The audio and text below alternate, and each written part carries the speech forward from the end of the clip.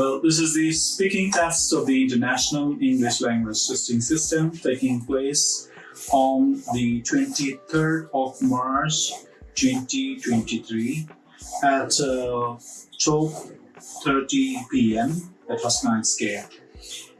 In this first part of the test, I'm going to ask you some questions about yourself and maybe some more questions on one or two topics of general interest.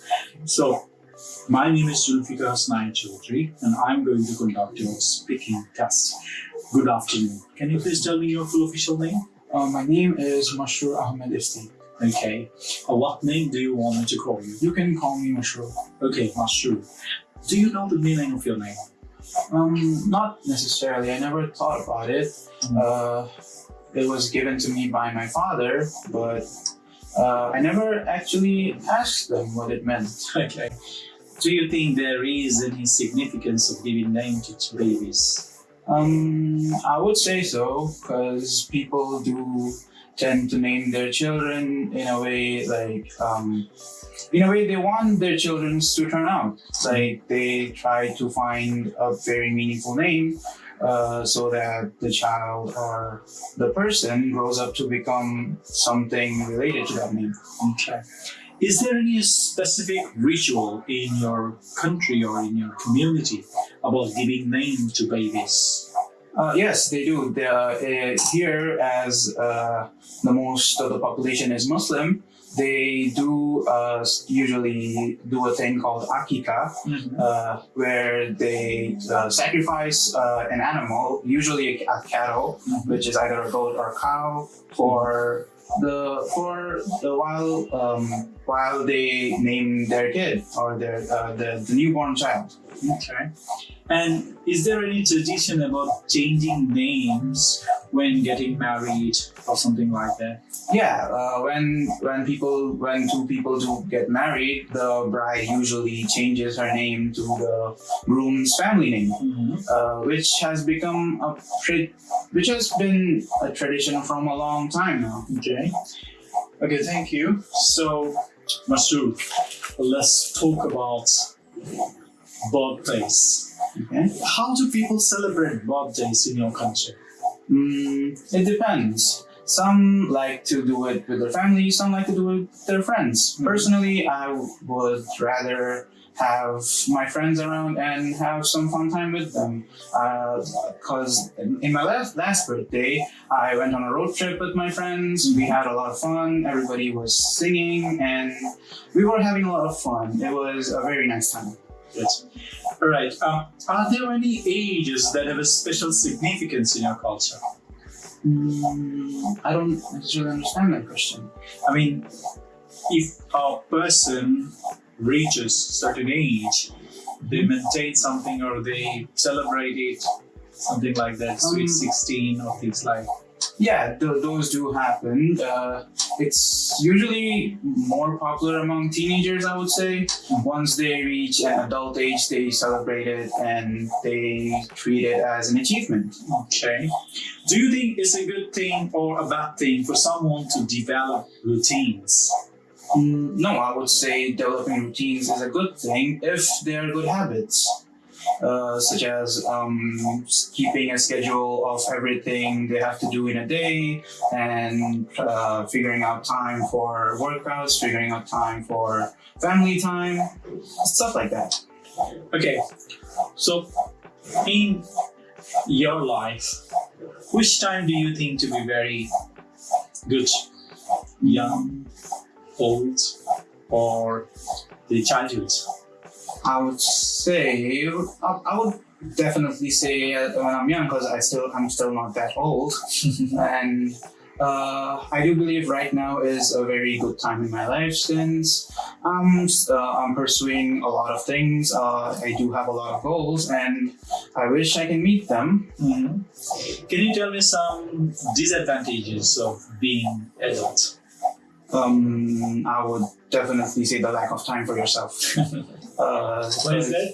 because after you become an adult or past a certain age, you usually have to take up a lot of responsibility. You have to work. You have to think about your family. Have to think about your work, like your productivity in work and everything together. It's usually you don't have much time for yourself. Thank you very much. Well, now in this part of the test, I'm going to give you a card. On the card, you'll find a topic, and you'll also find some guiding questions. Based on these questions, you'll have to prepare a talk for 1 to 2 minutes. You will be given 1 minute time to take notes.